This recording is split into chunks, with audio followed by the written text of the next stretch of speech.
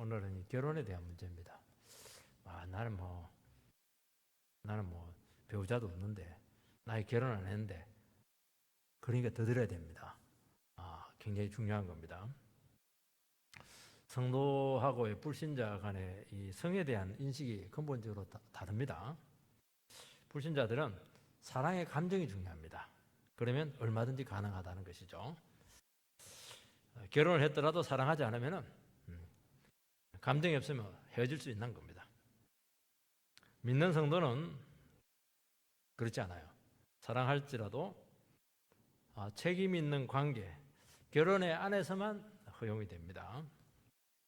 그래서 자기 몸을 지키는 것은 배우자나 미래의 상대를 위한 아주 기본적인 의무다, 그렇게 받아들이는 겁니다. 그래서 우리 기독교인들은 성에 대한 이 부분은 항상 그 책임 있는 관계 안에서만 허용이 되는 겁니다. 왜냐하면 이것은 너무 소중하기 때문에. 이것은 밖으로 나가면 폭발력이 너무 크기 때문에 안 됩니다. 원자력과 똑같아요. 원자력이 원자 핵 안에 딱 있으면은 전기를 하지만 이게 밖으로 나오면 방사능 노출되면 이거 박살이 납니다. 전에 미국에서 이제 미혼 남녀 순결 서약 운동이 일어났는데 우리나라에서도 이제 선교 단체나 교회를 중심으로 확산이 된 적이 있습니다. 미국 사회에서는 미혼 남녀가 순결하다는 것은 이것은 안 좋은 겁니다. 비사교적이고 인기가 없다는 거예요. 여자 청소년은 이 부담 있는 거 지고 있지 말고 빨리 순결을 버리고 심적 부담에서 자유롭게 되라, 이런 식으로 많이 생각을 하고 있었던 것입니다. 그래서 순결한 사람이 비정상이다, 그래서 놀림감이 되기도 하고 너 게이야? 그런 놀림을 받기도 하고 그렇게 했던 겁니다.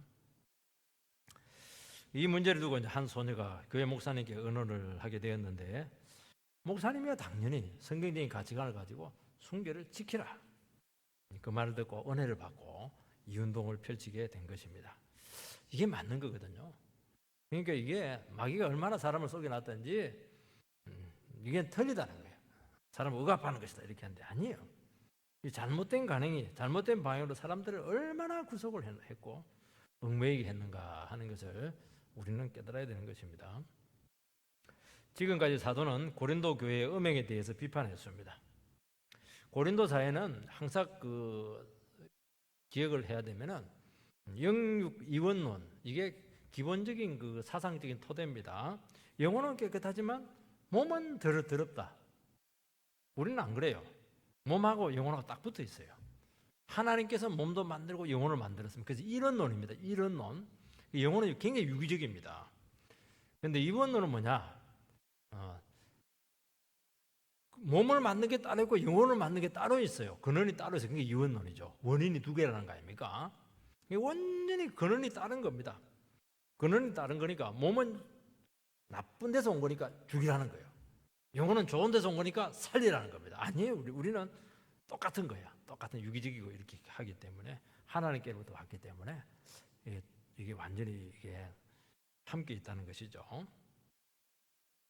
그러니까 이 사람들은 영육 이원론이니까 영혼하고 몸하고 따로 노는 것이니까 몸에 음행을 해도 영혼은 영향을 미치지 않는다. 그렇게 이제 생각을 한 겁니다. 바울은 거기에 대해서 아주 날카롭게 비판을 합니다. 몸이 귀하다. 몸은 성령의 전이다.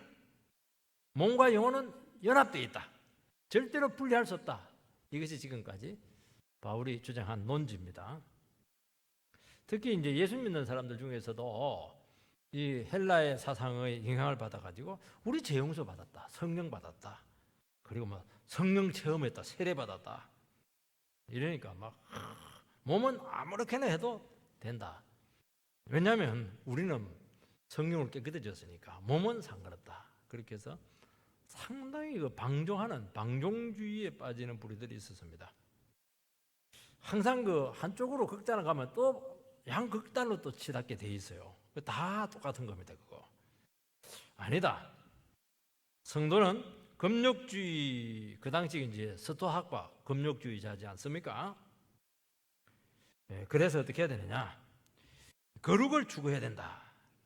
그렇게 또 극단적인 주장을 합니다. 그래서 결혼을 안 하면 좋고 결혼을 해서도 금욕해라. 이것도 또 심각한 문제예요. 사도는 고린도 교회 안에 있었던 이 잘못된 결혼관에 대해서 또 성적인 이런 문제들에 대해서 바른 결혼의 원리를 통해서 아니다. 성경적인 원리로 그들에게 권면을 하고 있는 것입니다. 이게 의외로 상당히 많아요. 지금도 마찬가지예요. 우리도 얼마든지 뭐 예수 믿고 천국 갔으니까 얼마든지 뭐 그냥 감정에 따라서 성적인 허용을 하는 경우가 많거든요. 또 아니면 너무 그렇고 하기 때문에 우리는 할 수만 있으면 이 성적인 이런 것들은 절제를 해야 된다. 양쪽 다 좋은 게 아닙니다. 좋은 게 아니에요. 첫 번째는 남녀 관계가 얼마나 위험한가 하는 문제입니다. 1절 말씀을 보면 너희가 쓴 문제에 대하여 말하면 남자가 여자를 가까이 아니함이 좋으나 성경에 참 고린도서 7장 보면 성경에 뭐 이렇게 망측한 소리들 많이 하나 이제 그렇게 생각할지 모르겠는데 망측한 소리가 아니고 굉장히 중요한 말씀입니다. 너희가 쓴 문제에 대하여 고린도 교회 성도들이 사도에게 자기 교회에 있었던 어떤 문제를 두고 아주 그 조언을 구한 겁니다. 굉장히 이런 것들은 혼동이 되고 중요한데 이게 결론이 잘 안 나고 이런 문제, 실제적인 문제가 좀 되고 있는 것이죠. 그게 뭐냐? 남자가 여자를 가까이 해야 되느냐 하는 그 문제입니다. 고린도 교회에 남녀가 가까이 하면 안 된다. 그러니까 결혼을 거부하거나 결혼을 했더라도 금욕하라. 그 앞에는 이제 방종주의가 좀 심각했는데 그 양극단이 이제 금욕주의잖아요. 7장에서는 금욕주의 문제가 굉장히 심각했던 것을 알 수가 있습니다. 이 가까이 한다 이 말은 이제 손을 댄다, 성적인 관계를 맺는다 하는 것과 똑같은 말입니다. 그래서 우리가 5장 6장에서는 보면은 예수 믿는 사람들 중에서도 우리는 뭐 몸은 더러운 거니까 영혼은 깨끗하니까 몸을 그 창녀들하고 가까이 해가지고 했던 그 열광주의적 방종주의자 문제를 사실은 취급을 했습니다. 그런데 오늘 7장에서는 그 반대로 남자는 여자를 만지지 않는 것이 좋다, 가까이 안 하는 것이 좋다. 이게 이제 금욕주의자들의 구호가 되었고 성관계를 원천적으로 부정하는 금욕주의자들이 생기게 되었던 것입니다.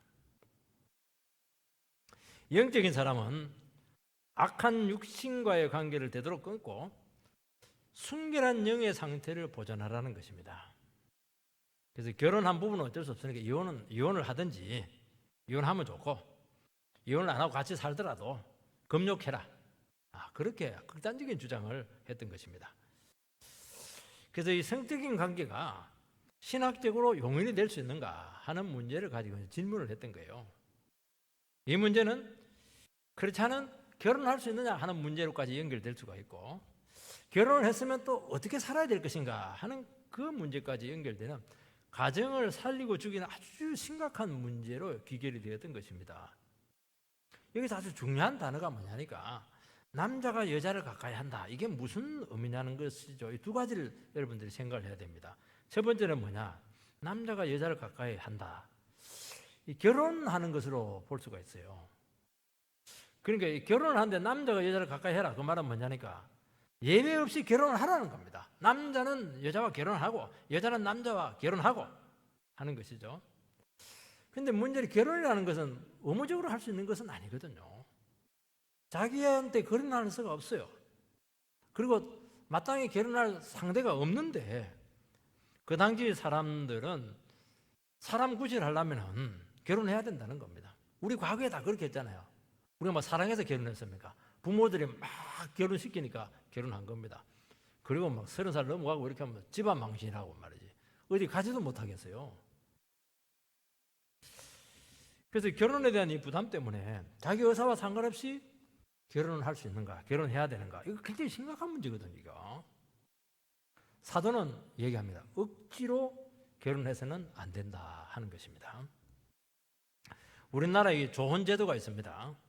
왜 좋은 제도가 생겼냐면은 전쟁이 나면 여자들이 막 폭행을 당해요. 그 중국 같은 경우에 막 공유로 팔려갑니다. 일본의 정신대로 막 팔려가요. 결혼을 해버리면 이제 괜찮거든요. 근데 문제는 뭐냐, 결혼하려니까 남자가 없는 겁니다.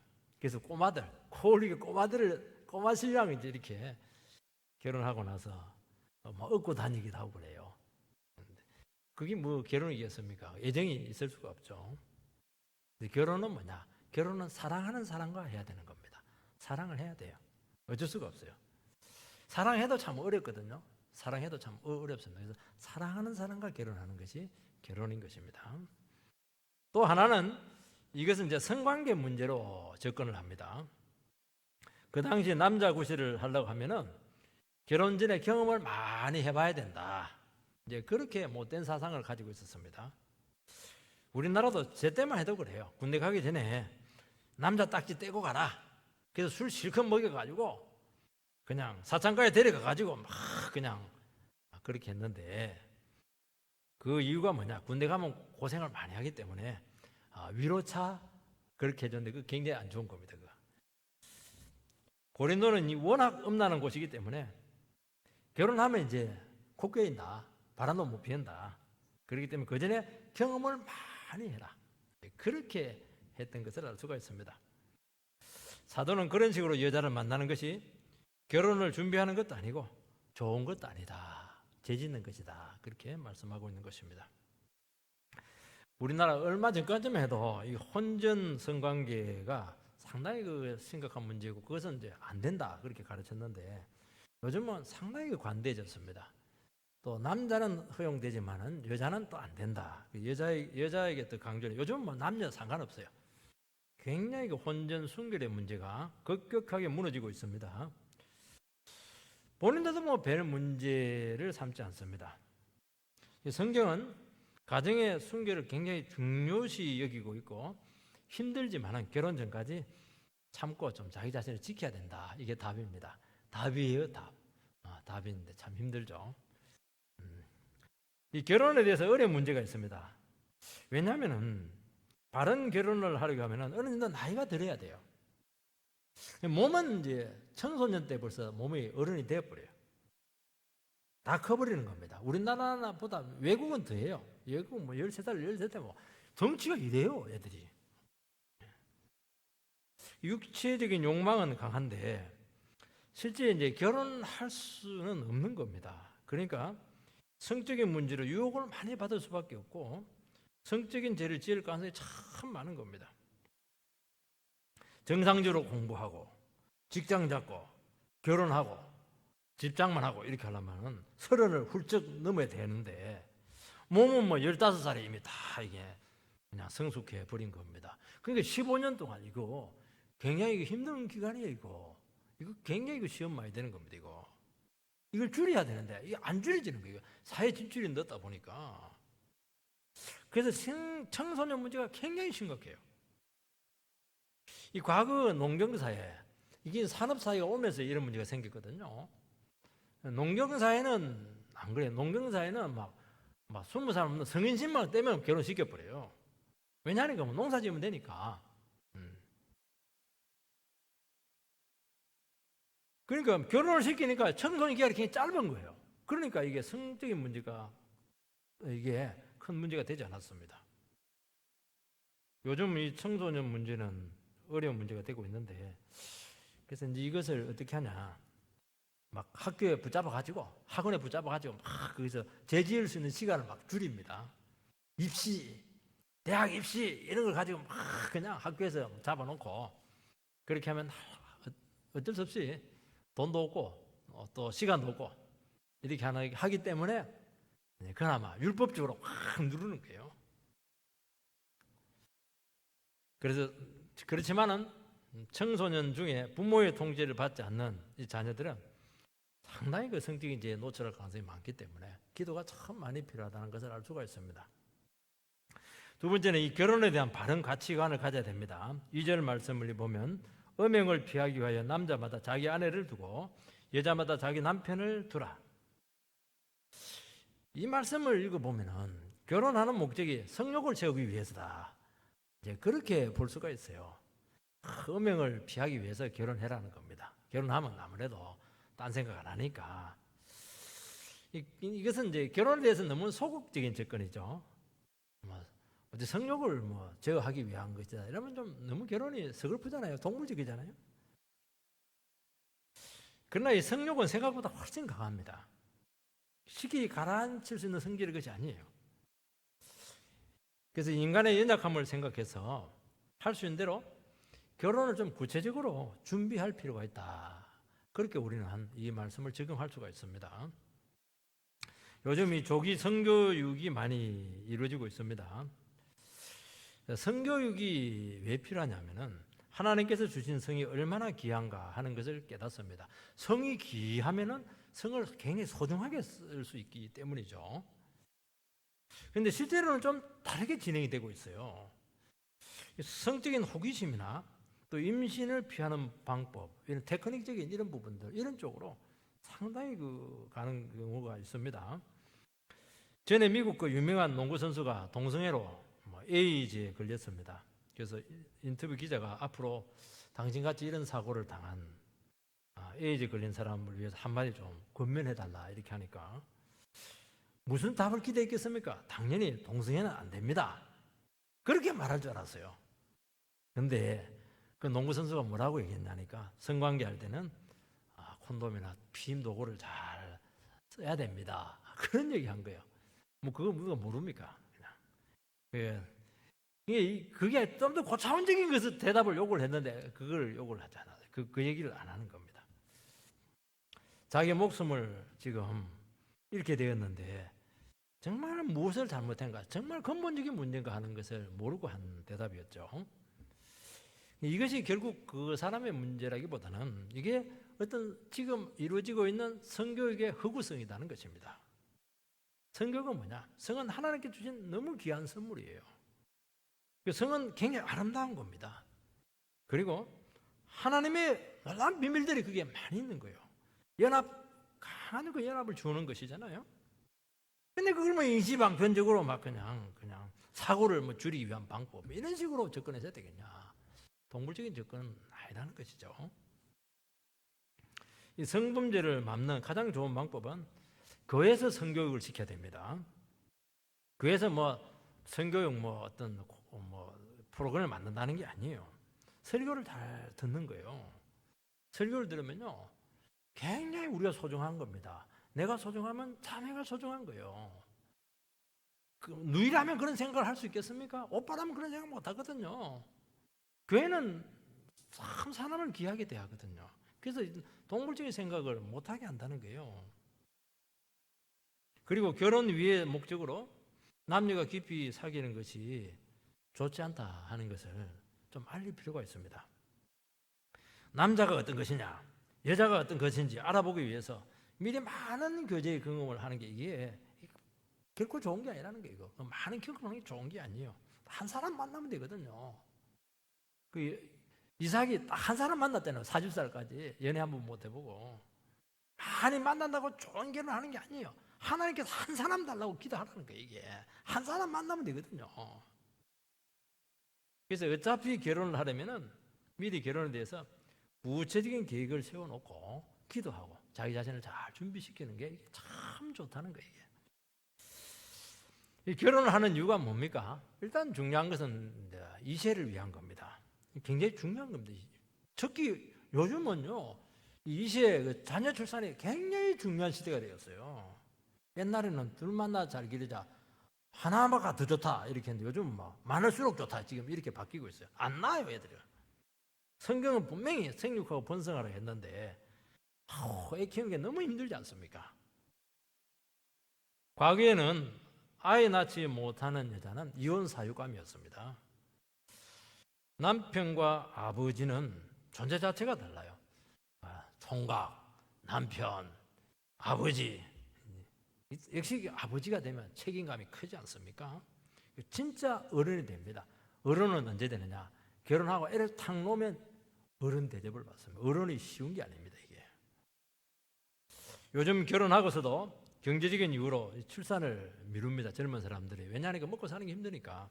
그러니까 이게 연령이 확 높아지는 거예요. 이제 그때 이제 애를 가지려 하니까 뭐 애라고 하는 게 그냥 가지고 싶다고 해서 애를 가지는 겁니까? 안 되는 거예요. 임신이 절대 쉬운 게 아니에요. 이게 굉장히 어려운 겁니다. 무조건 애부터 낳아야 되는데 안 그래요. 굉장히 계산을 많이 하는 겁니다. 그래서 막 굉장히 고통을 많이 경우가 너무 많아요. 그래서 자녀를 위해서 기도를 많이 해야 된다는 겁니다. 또 왜 결혼을 하느냐? 결혼은 연합하는 것입니다. 남자가 부모를 떠나 여자와 하나가 되는 것이죠. 그래서 떠나야 돼요. 부모를 떠나야 됩니다. 그래서 부모로부터 정신적으로 독립을 하고 경제적으로 독립을 해야 됩니다. 그래서 결혼은 서로를 책임지는 관계에 들어가는 것입니다. 그러면서 이제 서로 하나가 돼야 돼요. 연합을 해야 되는데 하나가 되는 데서 제일 중요한 게 뭐냐? 뭐 안아준다고 하나 되는 게 아닙니다. 그거 사랑에 말한다고 하나 되는 게 아니에요.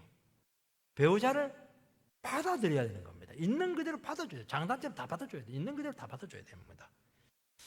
이게 쉬운 게 아닙니다. 왜냐하면 너무 다르거든요. 너무 다르니까 받아줄 수가 없는 거예요, 이게. 결혼을 할 때는 막 잘해줘요. 결혼하고 나서는 뭐 본색이 다 나타나는데 그걸 어떻게 감당을 합니까, 그거. 그게 연합이 굉장히 어렵다는 거예요, 이게. 상대를 있는 그대로 받아주기 위해서면 상대방이 연약한 것들, 부족한 것들, 단점들 전부 다 감당해야 되는데 연애할 때는 좋은 것만 다 보여요. 결혼하면 막 그때부터 이제 단점들이 보이기 시작하는데 쏘갔다 그 생각하는 겁니다. 쏘갔다부터 시작해서 이제 문제가 생기기 시작하는 거예요. 쏘은 게 아니고 그게 당연한 거예요. 그거 무슨 쏘가요. 그래서 결혼은 환상이 아니다는 것을 반드시 기억을 해야 됩니다. 텔레비 보면은 막 너무 환상적이야. 막 얼굴도 작고 키도 길고 슬림하고 막 매너도 너무 좋고 말이죠. 차에서 내려가면 쫙 문을 열어주고 말이죠. 싹 쓸어주고 말이지. 그건 연애할 때입니다. 결혼하고 나서는 막 그러다 놓으면 보리자루입니다. 무슨 그런 게 어디 있어요. 그때부터 이제 치열한 하나됨의 처절한 싸움들이 이제 일어나게 되는 겁니다. 그래서 빨리 환상을 깨야 됩니다. 결혼은 그래서 헌신이라는 것이죠. 자기를 다 줘야 돼요. 어디까지 줘야 피 한 방울까지 다 줘버려야 돼요. 남자들이 결혼하려면 어떻게 해야 되느냐? 자기를 실제로 못 박아버려야 돼요. 자기 성질, 야망, 기질 못 박아야 돼요. 요거 못을 못 박으면 계속 어려워지는 겁니다. 내가 남자인데, 아이고, 쪼다죠. 그런 사람은. 사랑하는 것이 참 쉽지가 않아요. 여러분, 해보면 알지만. 여성도 쉬울 것 같아요? 나도 잘났는데, 나도 처녀 때는 한 가닥 했는데, 나가고 이러면 막 사람들이 막 뒤에 줄줄 따라오고 이랬는데, 남자들이. 한 남자에게 자기를 딱 제한시켜야 되는데, 그 남자가 뭐 제한할 만한 존재만 되면 괜찮은데, 뭐, 결혼하려고 하니까 별 볼 일 없네. 비실거리고, 돈도 제대로 버는 것도 아니고. 참 어려운 거예요, 이게. 남자에 들어가야 되거든요. 제한을 시켜줘야 되거든요. 제한이 안 되는 게 이게. 그 실장에 돈 못 박아야 되는 게 이거. 그러니까 연합하는 게 쉬운 게 아니에요, 그거. 제압버리라. 내가 알아서 할게. 그러니까 문제가 되는 거예요. 그럼 남자는 그냥 비실거리고 막 그냥 남자 구실을 못 하는 겁니다. 그러면 안 되거든요. 남자를 세워야 돼요. 남자를 세워가 남자가 이렇게 자기를 찾도록 하고 남자가 사회생활을 하도록 해서 성공하도록 만들어야지. 여자가 자기가 나서가지고 큰 소리 치고 이래버리니까. 뭐 저는 그걸 이야기하는 게 아닙니다. 결혼의 원리가 그렇다는 거예요. 서로 제한이 돼야 된다. 남자도 제한돼야 되고 여자도 제한돼야 된다는 것이죠. 이게 참 어렵습니다. 창세기에 보면 아담이 너무 외로워가지고 혼자는 너무 외로워서 참 배우자가 필요해요. 너무 외로우면 배우자를 좀 달라하세요. 외로운 걸 어떻게 해요? 그래서 하나님께서 어떻게 했냐니까 갈비뼈에서 해가지고 여자를 만들어가지고 데리고 왔어요. 그러면서 돕는 배필이다 그렇게 말씀을 했습니다. 돕는 배필이라고 하는 것은 여자는 남자의 조수다, 보조적인 위치에 있다 그런 뜻이 아닙니다. 남녀는 동등합니다. 어떻게 보면 제일 뒤에 여자가 나왔으니까 남자도 뒤에 나왔으니까 누가 주인공입니까? 주인공은 제일 뒤에 나오거든. 인사할 때 보면 그 여자가 창조의 꽃이에요. 그게 어떻게 보면 여자가 더 주인공입니다. 신학적으로 봤을 때는. 그러니까 남녀는 동등한 겁니다. 모든 부분에 있어서. 그래서 돕는 배필을 하는 것은 뭘 얘기하냐니까 상응하는 동반자라는 것을 이야기하는 것입니다. 그 말은 뭘 얘기하냐니까 여자는 남자를 비춰주는 거울이라는 거예요. 거울의 역할이 굉장히 중요한 겁니다. 여러분, 남자나 여자는 혼자 있으면 자기가 누군지 몰라요. 근데 결혼을 딱 해놓고 보면은 다 드러나요. 단점들, 약점들 다 드러나요. 그래서 총각들은 지가 제일 잘난 줄 알아요. 그래서 노래가 내 잘났어, 내 잘났어, 내가 제일 잘 나가, 이게 이제 총각들의 18번인데 결혼하면 내가 제일 못나, 내가 제일 못나. 왜냐면 단점이 다 드러나는 거예요. 부딪혀 봐야 되거든요. 부딪혀 보면은 다 드러나는 게 이게. 그게 돕는 배필인 것입니다. 그래서 결혼을 하면서 적나라하게 자기 자신의 모습들이 드러나는 것입니다. 그걸 어떻게 해야 되느냐? 기도하면서 그걸 잘 따듬어 가지고 완성시켜 주라는 거예요. 그 위해서 결혼을 하는 겁니다. 결혼해가지고 호강하는 게 아닙니다. 결혼해가지고 편안하게 잘 먹고 잘 살았는데 그렇게 하면 결혼하지. 그래도 결혼을 하시고 결혼하는 게 훨씬 좋아요.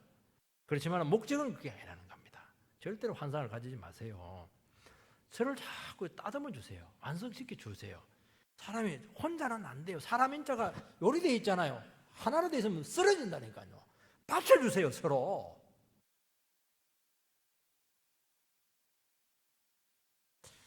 그래서 사람은 결혼을 해야 온전해집니다.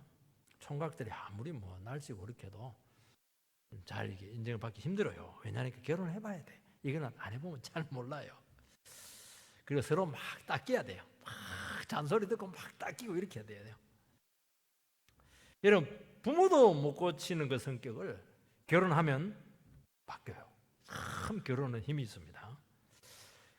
그리고 남편도 못 바꾸고 아내도 못 바꾸는 건 누가 바꾸냐? 지 새끼들이 바꿉니다. 지 새끼들은 지 마음대로 안 돼요. 그래서 그냥 십자가에 엄청 못 바꾸는 지 새끼 2마리 키우면 이제 굉장히 성화가 많이 돼 있어요.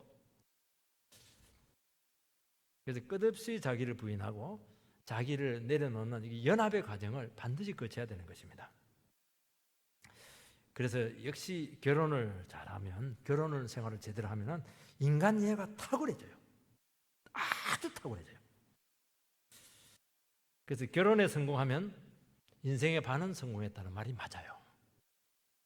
그래서 결혼 생활을 잘하면 사회생활을 하는데 무리가 없고 무엇을 해도 온전하게 잘 감당할 가능성이 참 많아요. 여러분, 서로를 완성시켜 나갈 때 가장 중요한 것이 뭐냐? 영적인 필요를 서로 채워주는 것입니다. 두 사람 갖고 안 돼요. 반드시 하나님이 개입해야 됩니다. 그래서 남자들에게서 제일 안 되는 게 뭐냐? 바로 영적인 필요를 채워주는 것이 그렇게 힘든 거예요. 남자들은 어떤 생각하냐? 내가 돈 벌어주고 외식시켜주고 한 번씩 사랑해주면 임무를 다 한다, 그렇게 생각을 합니다. 그러나 그것은 한 70%, 70점 가장 중요한 게 빠졌습니다. 그게 뭐냐니까 아내의 영적인 필요를 채워주는 것입니다. 서로 말씀으로 은혜 받도록 최선의 배려를 아끼지 않아야 되는 것이죠. 여러분, 아내가 영적으로 충만하고 성령 충만하면 가정이 그렇게 풍성할 수가 없고요, 그렇게 행복하고 그렇게 친밀할 수가 없어요. 가정의 행복은 누구에게 달렸냐? 아내에게 달려 있습니다. 그렇게 아내의 위치가 중요해요. 시편 128편에 그렇잖아요. 내 집에 있는, 내 실에 있는 내 아내는 결실한 포도나무 같다고. 포도가 얼마나 풍성해요, 맛있고. 부부가 말씀으로 하나 되면은 어떤 고난도 다 이겨냅니다. 그리고 우리는 하나님 앞에서 다 사명자거든요. 부부가 한 마음이 딱 돼서 사명을 감당하면요, 모든 사명을 다 감당해냅니다. 얼마나 힘이 있는지 몰라요, 이 부부라고 하는 것은. 그리고 관계가 진부해지거나 세속적이 되거나 타락하지 않아요. 부부 관계도 타락하지 않아요. 그게 권태기가 오는 거예요. 근데 영적으로 풍성해지면 가면 갈수록 강해져요. 가면 갈수록 매력이 있어지고 가면 갈수록 신선하고 강력합니다. 깊이가 있죠. 그래서 말씀 앞에서 서로를 찾게 하는 것처럼 귀한 것이 없습니다. 그래서 배우자는 영원한 동력자입니다. 끝까지 함께 할 수 있는 100% 신뢰할 수 있는 파트너인데 세상에서 이런 파트너를 어디서 구합니까? 이런 동력자 구할 수 없어요. 정말 천군만마를 얻은 것처럼 그렇게 든든한 겁니다. 그게 배우자라는 거예요. 세 번째는 이 바른 결혼 관계는 어떻게 해야 되는가 하는 문제죠. 3절 4절의 말씀을 보면 남편은 그 아내에 대한 의무를 다하고 아내는 그 남편에게 그렇게 할지라. 아내는 자기 몸을 주장하지 못하고 오직 그 남편이 하며 남편도 그와 같이 자기 몸을 주장하지 못하고 오직 그 아내가 하나니. 남편은 아내에게 서로 자기 몸을 주장하지 못합니다. 남편은 아내에게 빚을 갚고 아내도 자기 남편에게 마찬가지로 빚을 갚아라. 그렇게 말합니다. 주장하지 못하게 하는 것은 빚 갚는 것으로 그렇게 하는 거예요. 빚이 있으면요 꼼짝 못해요. 빚 갚기 전까지는 뭐 아무것도 못해요. 이 굉장히 강력한 힘이거든요. 그래서 서로에 대한 의무를 하는 것을 마치 빚쟁이한테 빚 갚는 것 같은 그런 심정으로 서로를 대하라는 것입니다. 그래서 빚 갚음이 1차적으로는 이 성관계에 대한 의무로 여기서 기술이 되어 있습니다. 성적인 관계에서 굉장히 최선을 다해야 됩니다. 굉장히 중요한 거예요. 근데 이것만이 다 하는 것이 아니고 더 포괄적으로 서로의 필요를 충족시키는 섬기는 사랑의 관계를 가져야 되는 것입니다. 여러분, 결혼은 마땅히 감당해야 될 의무가 있습니다. 결혼이 실패하는 이유는 의무는 안 하고 자꾸 권리만 주장하기 때문에 문제가 생기는 거예요. 우리나라는 전통적으로 남자들이 여자들에 대한 의무를 굉장히 강요할 때가 많아요. 일반적인 순종을 강요를 합니다. 강조를 하죠. 강요보다 강조한다. 그렇게 하는 게 좀 더 순화적일 것 같습니다. 권리는 아니에요. 그러니까 결혼이 굉장히 어려운 거예요. 한쪽이 굉장히 일방적인 희생을 당할 때가 참 많아요. 그게 결혼이 온전하지가 못한 겁니다. 병이 드는 거예요, 이게. 결혼하면서 서로 살아나야 되는데 그렇게 되지는 못해요. 오늘 성경에도 보면은 결혼에 대해서도 권리들이 많잖아요. 우리가 주장할 수 있는 게 많은데 권리에 대해서는 일절 말하지 않습니다. 딱 의무만 이야기해요. 그거는 뭐냐? 결혼에 있어서 권리 주장보다도 훨씬 더 기본적인 것이 의무를 먼저 해라는 거예요. 의무사항을 해라는 거예요. 남자는 돈 벌어주고 그런 거 하라는 거예요, 이게. 이것이 되지 않으면 결혼의 의미가 사라지게 되고 박탈감을 느끼게 되고 무시감으로 상처받고 안에 분노를 딱 품게 돼요. 이게 소화가 안 되면 하늘로 맺히는 겁니다. 어떤 분들은 아내와 상의하지 않고 덜컥 보증을 서주네. 왜? 사랑하는 형제니까. 나중에는 이야기해요. 언제 얘기합니까? 그 보증선거 이제 부도가 났을 때 이야기하는데 그 배신감은 말로 표현할 수가 없는 거예요. 아니 미리 이야기를 해야지. 미리 나는 뭐야? 그러면 내 당신하고 내가 왜 그 결혼을 했어? 그렇게 나온 거 당연하죠. 이혼감이죠 뭐 사실은. 왜 혼자 결정했냐는 거예요. 이게. 같이 해야지. 그게 뭐냐니까. 그게 그렇게 하지 말라는 거예요. 이게 동등하잖아요. 여러분, 부부간에 가장 중요한 것은 정절의 의무입니다. 일단 결혼하면 모든 70억 중에서 69억 9,999명은 다 잊어버려야 됩니다. 다른 사람 없어요. 오직 한 사람이죠. 옆집 아줌마는 탈신한데 당신은 그만하면 깊이 상처받습니다. 다른 사람에게 의미를 두는 순간 결혼관계는 삐그덕거리기 시작하고 파행을 맞습니다. 부부는 다 한 몸이기 때문에 이 부분에 대해서는 막 본능적으로 간판해내요. 육감이 물론 뭐 사람 잡기도 하지만 맞아요. 맞아. 이상해. 느낌이 안 좋아. 딱 간판을 해냅니다. 여기서 한번 문제가 삐끗하면 결혼은 파행으로 바로 급전직합니다. 깊이 상처를 받는데 회복이 되느냐? 안 돼요. 그래서 이게 제일 중요해요. 정절의 의무가 제일 중요한 겁니다, 여러분. 아내도 일단 한 남자랑 결혼했으면 그 남자가 마음에 들든 들지 않든 그 한 남자만 생각해야 됩니다.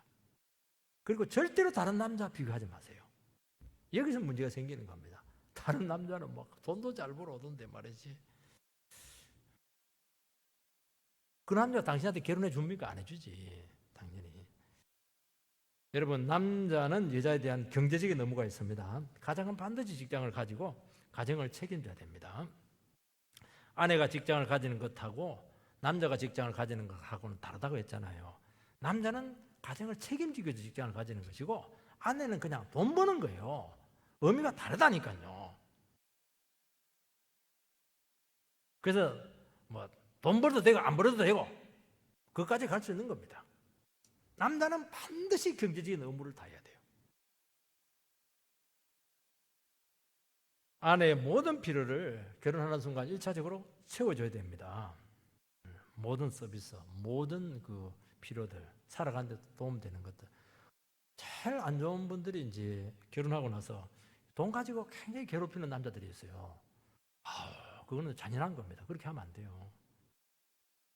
자유를 줘야 되는 것이죠. 일시적으로 아내의 도움으로 공부를 하기도 합니다. 사회적인 성공을 준비하기도 하지만은 결코 무한정 아내를 희생시키는 그거는 결혼이 바른 게 되지 못하는 것입니다. 그리고 서로에 대한 건강의 의무를 다해야 됩니다.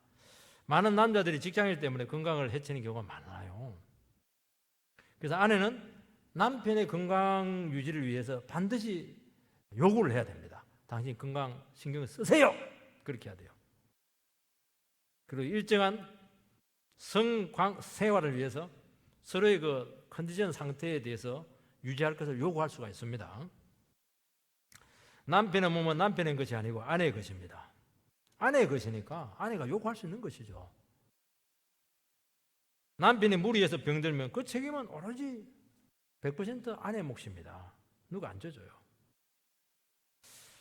근데 이제 이게 잘 안 됩니다. 왜냐하면 남자들은 이게 일이 굉장히 중요하고 우선이기 때문에 부인의 요구를 굉장히 묵살하기가 쉬운 거예요.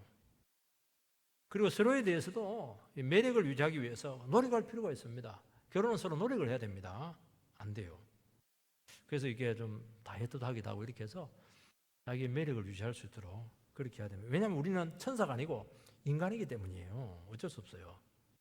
여성들 같은 경우에 출산한 후에 몸의 균형을 잃는 경우가 많은데 몸조리에 실패했기 때문이거든요. 자기 몸은 자기가 뭐 조절해야 되는데 누가 해줄 수가 없습니다. 그래서 이 부분에 신경을 좀 쓰셔야 됩니다.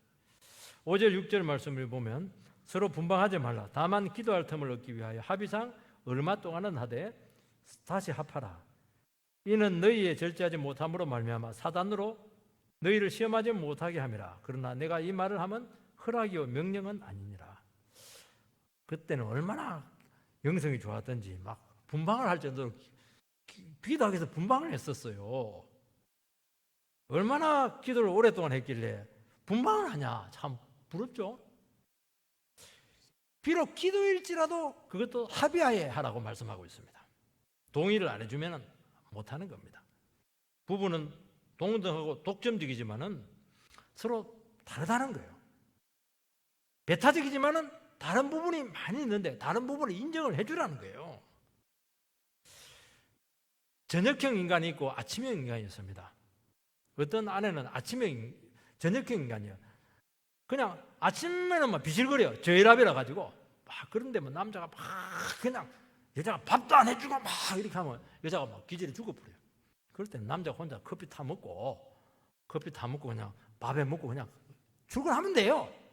근데 저녁에 오면 보다 싱싱해. 그때 서비스 받고 그렇게 하면 돼요.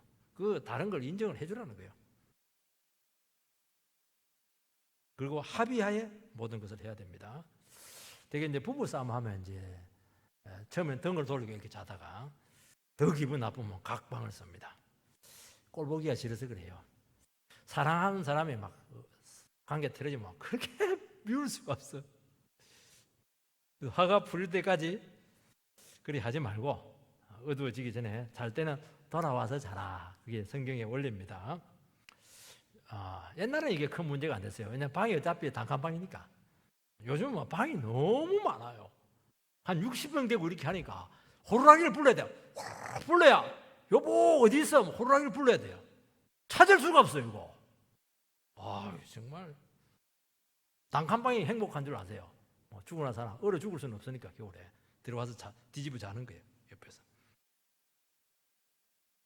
되게 자녀가 생기면 남편들의 직장 생활 때문에 딴방을 좀 쓰게 되는데 그것도 정도껏 되라는 거예요. 좋지가 않아요. 절대 분방하지 마시기 바랍니다. 옆방에 가서 자지 말라는 겁니다. 왜냐하면 몸이 떨어지면 마음이 멀어지게 돼 있고 인간은 어쩔 수 없어요. 그러면 이 멀어지면 그 틈을 반드시 사탄이 파고든다니까요. 영혼을 막 힘들게 하는 거예요. 직장 때문에 주말부를 많이 하시는데 가능하면 떨어지지 않도록 기도를 많이 하시기 바라고. 요즘은 자녀 조기 유학 때문에 기러기 아빠들이 너무 많아요. 굉장히 위험합니다, 이거. 이 왜 기러기 아빠가 되냐니까 자녀 욕심 때문에 그렇게 하는 거거든요. 자녀보다 중요한 게 가정이에요. 남편이 외국 파견을 했는데 그곳이 굉장히 열악한 곳입니다. 근데 아내는 그 열악한 아프리카는 못 가는 겁니다. 그러니까 이제 미국 같은데 자녀들 데리고 조기 유학을, 그 자녀 유학을 하고 있는데 결국에는 문제가 생겼어요. 남편이 우울증 걸리기도 하고 조금 선을 좀 넘기도 하고.